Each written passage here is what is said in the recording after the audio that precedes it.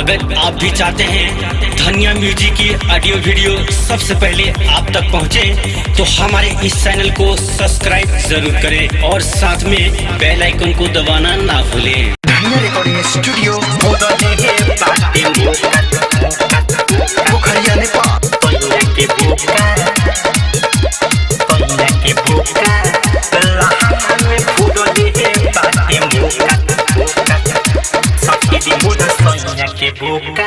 लहाके नहाबा भितरी, लहाके नहाबा भितरी, पडला बायलोटा सखी दे मोरा सैया के बुका, सखी दे मोरा सैया के बुका। लहंगा में फोड़ले हे बाटे मुका, सखी दे मोरा सैया के बुका। लहंगा में फोड़ले हे बाटे मुका।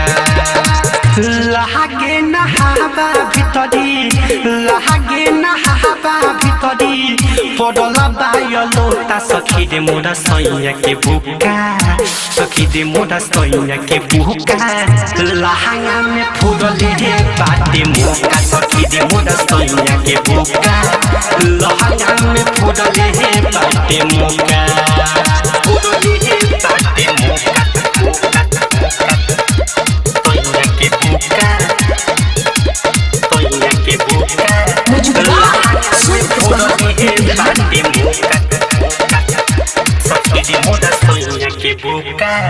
रहे अन्हार भितरी कइले बाबू जाला, छेदले बाबैसन सखी छोड़ले बछाला। छेदले बाबैसन सखी छोड़ले बछाला। बहुत बिगहला वही जाए, बहुत बिगहला वही जाए, दर्द बादा होता सखी दे मोरा सैया के बुका, सखी दे मोरा सैया के बुका। लहंगा में फोड़ले हे बाटे मुका, सखी दे मोरा सैया के बुका। लहंगा में फोड़ले हे बाटे मुका, फोड़ले हे बाटे मुका, सैया के बुका, सैया के बुका।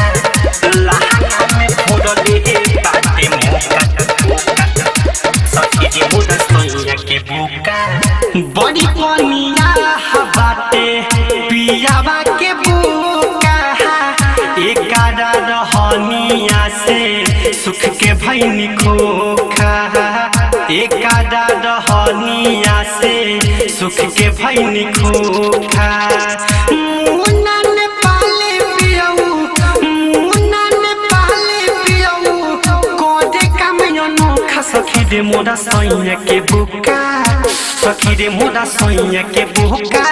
लहंगा में फोड़ले हे बाटे मुका, सखी दे मोरा सैया के बुका। लहंगा में फोड़ले हे बाटे मुका। धनिया रिकॉर्डिंग स्टूडियो पोखरिया नेपाल।